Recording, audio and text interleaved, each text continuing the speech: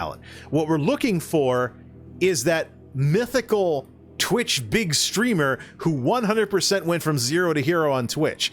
I have yet to see that. I don't count either, by the way. If I was the size of XQC or something like that, I would not be eligible because I've been on YouTube for so long. So YouTube, Twitter, I also have a blog. So I am ineligible for this designation. But in that argument on Reddit last week, people are like, oh yeah, Twitch people, keep grinding. You'll get big someday. Really now? Who's done that? Time and again and again?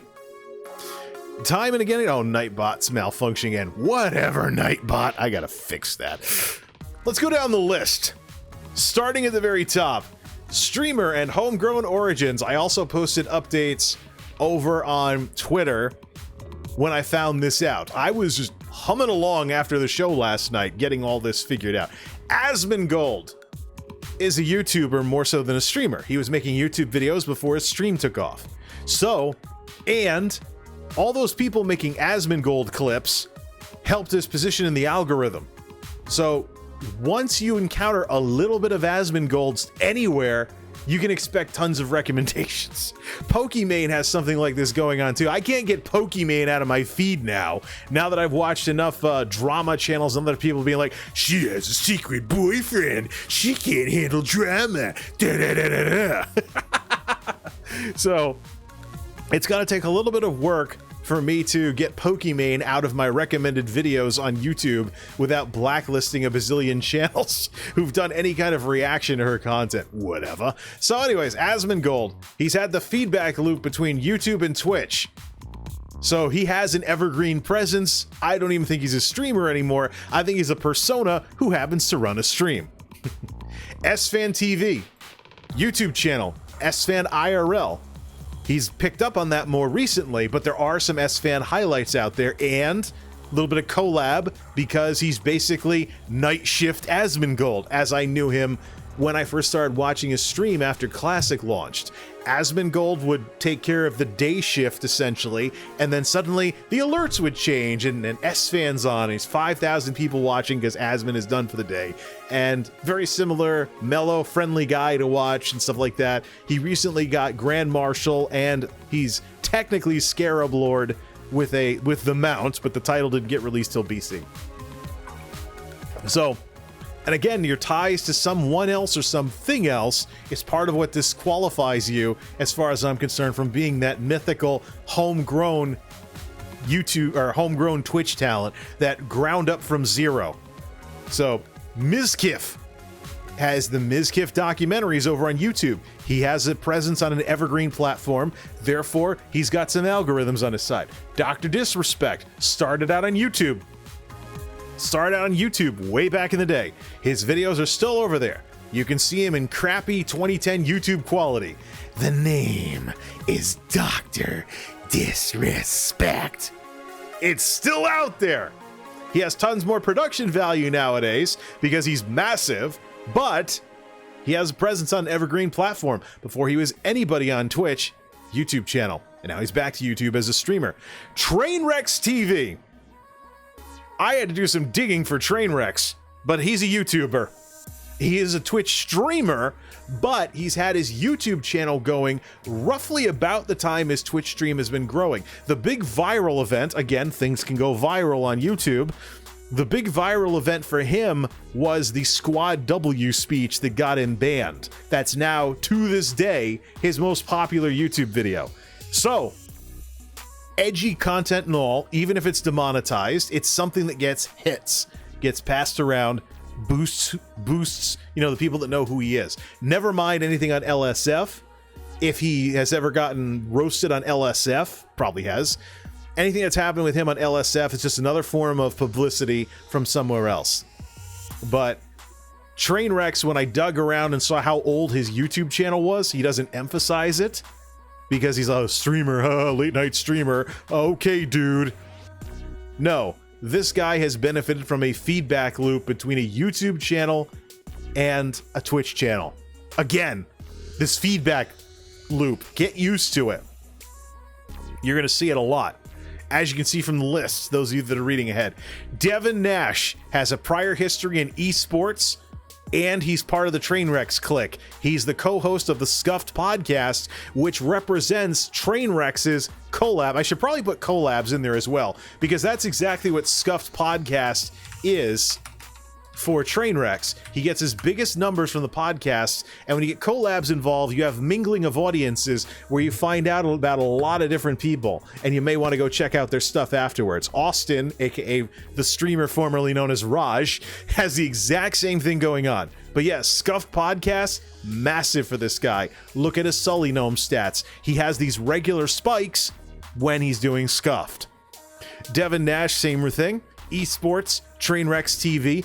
He can claim to have built this channel himself, but no. He's had tie-ins with the esports world, and he's had tie-ins with Trainwrecks. That helps. Collabs. Harris Heller has admitted to being a YouTuber. He likes creating social media stuff and growing social media stuff. Joanne Tech Lover, YouTube, Instagram, Twitter.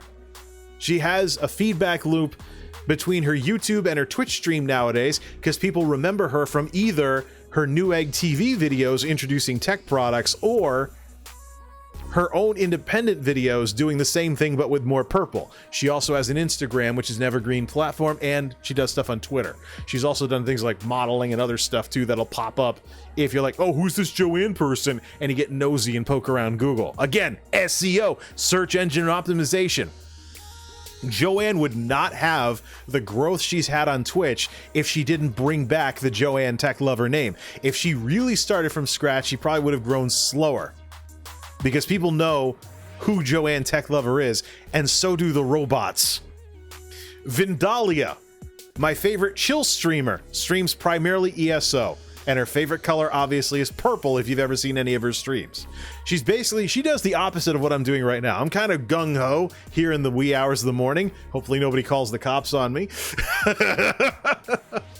Vindalia is a very, very chill streamer. Talks about derpy night owl, this type of stuff.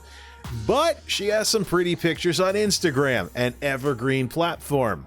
And her Instagram roughly coincides with when she started streaming. So she's benefited from a feedback loop between Evergreen Instagram and perishable Twitch. It's not just about being photogenic either. I should actually dig around Twitch, find a streamer who checks all the boxes for, hot ASMR streamer and only has 20 concurrent viewers, and see if they have a presence anywhere else that's worth a darn. I should do an inverse of this list for failures, just not mention any names. People who are not benefiting from this feedback loop and evidence that they are trying to grind it out on Twitch. So, Vindalia, she has a YouTube presence. If she could think of content ideas and make YouTube videos, she would probably get more stream growth. But as it stands, her feedback loop is between Twitch and Instagram. Ginny TTY, YouTube channel. She's had her YouTube channel roughly as long as she's been streaming. She's had some things go viral, which boosted up her discoverability, because more people know who she is now, which creates what I like to call a flywheel effect. In business, the flywheel effect talks about something that takes effort to get started, but once you get used to it, it keeps going on its own. Ginny has that going on. She's also pulled a PewDiePie by growing fan bases in several different countries. But if you dig around, Ginny's YouTube channel is about as old as her stream. If you look at her stats on Sully Gnome from when she started streaming, her YouTube channel is very contemporary to when she started doing streaming. So she's benefited from a feedback loop between an Evergreen platform and Twitch. Yugi, same collabs with Ginny. She's one of Ginny's friends, but she has her own personality. I think she might have an Instagram too. That would be a feedback loop. She has a YouTube presence, but there's nothing there. The minute she fixes that, I guarantee you, once the algorithm picks up some of her videos, more people discover her, she gets higher stream numbers. Although she's already quad digits, so she's doing really well. Austin had to do the most digging because his SEO is all screwed up by the fact that he was Raj Patel for years. but dig around long enough, you see the Raj Shiller, the Raj Shillerette, Lover Host, the Royale podcast, the Raj Royale podcast, how it all links together. Collabs, collabs, collabs. I put a smiley in there because Austin is I associate him with like the Ryan Seacrest of Twitch. So if it resembles a reality show, he's probably doing it. He also is doing shows on Ven. So as Ven grows an audience, there will be a feedback to Austin as well, which will help his numbers even more. Not that he needs help. He has pretty good production value and some serious charisma to the point where he doesn't stream a lot, but when he does stream, there's some pretty big numbers. Sully Gnome can verify this. Cuco, found out about her because of Austin's show, so collabs. She was on Lover Host with Disguised Toast. She does art streams and stuff. She's kind of dropped off in numbers since being on that show, but even her diminished state, so to speak, is better than where she was before going on the show. So people find out who she is, starts to create a flywheel effect. Ninja was a YouTuber long before he got involved with Fortnite. Check out his YouTube channel, sort oldest to newest. Find out when his oldest video is. Shroud, involved in esports, but also a YouTube channel. I found his YouTube channel, and it is about as old as his streaming, and it basically postdates his esports career a little, but Shroud has benefited from a feedback loop between YouTube videos and his Twitch stream. If he was never in esports, his YouTube channel would be part of what boosts him, just like with Mizkif. XQC has a YouTube channel, but he's known as a professional Overwatch player. Esports, we might as well add YouTube to this because he has a presence. Yep, he has a presence on an Evergreen platform. Amaranth. Now, I know people are going to say OnlyFans. OnlyFans is relatively new to all of this, but if OnlyFans is an Evergreen platform, that'll eventually start counting. OnlyFans stuff aside, Amaranth has a YouTube channel. She has an Instagram, both of which are contemporary to the time she's been streaming. So she has a double feedback loop, plus whatever infamy she's gotten whenever she's been banned. I seriously think, though, that she might be overworking herself with her sheer amount of hours streamed and might want to make more evergreen stuff for YouTube that's designed specifically for YouTube and not just stream highlights. She does some of that too, though, so to her credit. More of that, I think, will help with her streaming as well as her work-life balance as well. So, PewDiePie, he was the face of gaming on YouTube and screechy gaming on YouTube many years ago. PewDiePie also kind of wrote the book on living in several different countries, growing fan bases in several different countries, and having them all stack in the algorithm when people know who you are from numerous parts of the world. There are things PewDiePie has done that people cannot do to grow on YouTube anymore. And lastly, we have Alinity. All the controversy, all the nonsense that she's done, all the stuff I disagree with her on, she has an Instagram. Her oldest Instagram is older than when she's been streaming. So at minimum, we know that she has a feedback loop going between Instagram and Twitch that she's benefited from. There you go. Let's look this over again. Feedback loop, feedback loop, feedback loop, feedback loop, feedback loop, feedback loop. See here. Feedback loop, feedback loop, feedback loop, feedback loop, feedback loop, feedback loop, feedback loop, feedback loop, feedback loop, feedback loop. Man, I thought I could say all that. Look at all these people that have some kind of feedback loop between a perishable platform like Twitch and an evergreen platform like any of these others. That is not time sensitive. People have a reason to go there even when you're not live, and they can find out about you when you're not live. And then you put in some links to say, hey, I'm live on Twitch, come check out my games, or whatever.